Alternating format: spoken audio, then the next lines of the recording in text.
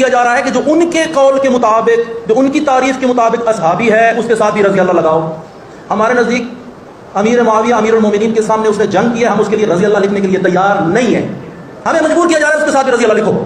ہم کیوں آپ کے عقیدے کے مطابق اگر وہ کافر تھے، معاذ اللہ مومن نہیں تھے، یا آپ انہیں صحابی نہیں مانتے یا رضی اللہ تعالیٰ عنہ لگانا ان کے نام کے آگے گوارا نہیں کرتے، تو آپ پر سب سے بڑا سوال یہ پیدا ہو جاتا ہے کہ ائمہ اہل بیت نے، کیا حضرت علی بن المرتضیٰ نے اپنے بچوں کی یہ تربیت کی تھی کہ وہ کسی ایسے بندے کے ہاتھ پر بیعت کریں گے، صلح کریں گے جو مومن ہی نہ ہو، یہ تو دائرہ اسلام سے خارج ہو، معاذ اللہ ثم معاذ اللہ؟ تو سمجھ آیا آپ کا نظریہ، آپ کا قول، آپ کا عقیدہ باطل ہے۔ دراصل جو آپ کے مصنفین نے جس بات کے آگے سر تسلیم خم کیا ہے، جس بات کو تسلیم کیا ہے، وہ بات یہی ہے کہ امام حسن رضی اللہ تعالیٰ عنہ مومن بھی مانتے تھے، صحابی بھی مانتے تھے، رسول اللہ صلی اللہ علیہ وسلم کا رشتہ دار بھی مانتے تھے، تبھی آپ نے صلح بھی کی اور تبھی آپ نے امیر معاویہ رضی اللہ تعالیٰ عنہ کے ہاتھ پر بیعت بھی کی۔ اور جو آپ کے مصنفین نے اس بات کی صراحت کے ساتھ عبارت پر عبارتیں پیش کی کہ حضرت امیر معاویہ رضی اللہ تعالیٰ عنہ ایسے مسلمان تھے کہ ان کے ہاتھ پر امام حسن مجتبی نے بھی بیعت کی اور امام حسین نے بھی بیعت کی، اور صرف بیعت نہیں کی بلکہ صلح کی ہے۔ پہلا حوالہ آپ کی کتاب کا جلاء العیون، یہ کتاب سامنے موجود ہے، علامہ مجلسی کی کتاب ہے،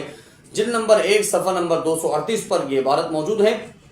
یہ حوالہ آپ کے سامنے اسکرین پر۔ حضرت امام حسن رضی اللہ تعالیٰ عنہ نے صلح کی کس سے؟ حضرت امیر معاویہ رضی اللہ تعالیٰ عنہ سے۔ دوسرا حوالہ آپ کی کتاب اختیار معرفت الرجال المعروف رجال کشی، یہ حوالہ سامنے موجود ہے، شیخ طوسی کی کتاب ہے۔ شیخ طوسی نے اس کتاب کے اندر عبارت نقل کی ہے کہ حضرت امیر معاویہ رضی اللہ تعالیٰ عنہ کے ہاتھ پر بیعت کی امام حسن مجتبی رضی اللہ تعالیٰ عنہ نے، اور صلح بھی کی۔ تیسری کتاب آپ کی منتہی الاعمال، شیخ عباس قمی کی کتاب، صفحہ نمبر 352، صلح کا ذکر کرتے ہوئے حضرت امیر معاویہ رضی اللہ تعالیٰ عنہ کا، تو انہوں نے کہا کہ بھئی اب حضرت امیر معاویہ رضی اللہ تعالیٰ عنہ کے ہاتھ پر حضرت امام حسن نے صلح کی اور بیعت کی، اور حضرت امام حسین رضی اللہ تعالیٰ عنہ نے بھی بیعت کی اور صلح کی۔ یہ کتاب منتہی الاعمال، اور منتہی الاعمال میں صرف انہوں نے عبارت ذکر نہیں کی بلکہ پورا ایک باب باندھا ہے کہ باب کی آپ دیکھ لیجئے، اسکرین پر آپ پر موجود ہے، پورا باب ہی اس چیز کا باندھا ہے کہ آخر کیا سبب تھا صلح کرنے کا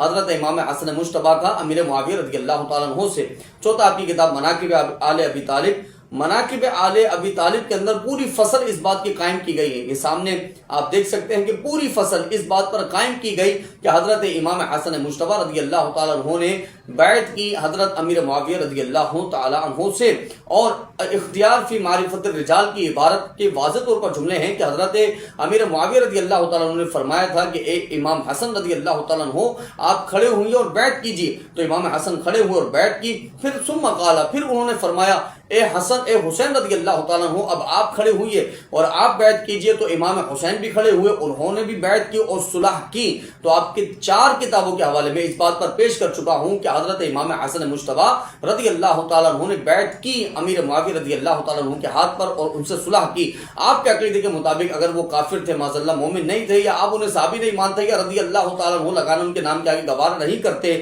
تو آپ پر سب سے بڑا سوال یہ پیدا ہو جاتا ہے کہ ائمہ اہل بیت نے، کیا حضرت علی بن المرتضیٰ نے اپنے بچوں کی یہ تربیت کی تھی کہ وہ کسی ایسے بندے کے ہاتھ پر بیعت کریں گے، صلح کریں گے جو مومن ہی نہ ہو، یہ تو دائرہ اسلام سے خارج ہو، معاذ اللہ ثم معاذ اللہ؟ تو سمجھ آیا آپ کا نظریہ، آپ کا قول، آپ کا عقیدہ باطل ہے۔ دراصل جو آپ کے مصنفین نے جس بات کے آگے سر تسلیم خم کیا ہے، جس بات کو تسلیم کیا ہے، وہ بات یہی ہے کہ امام حسن رضی اللہ تعالیٰ عنہ مومن بھی مانتے تھے، صحابی بھی مانتے تھے، رسول اللہ صلی اللہ علیہ وسلم کا رشتہ دار بھی مانتے تھے، تبھی آپ نے صلح بھی کی اور تبھی آپ نے امیر معاویہ رضی اللہ تعالیٰ عنہ کے ہاتھ پر بیعت بھی کی۔ اللہ رب العزت سے دعا ہے ہم سب کو ہدایت کے راستے پر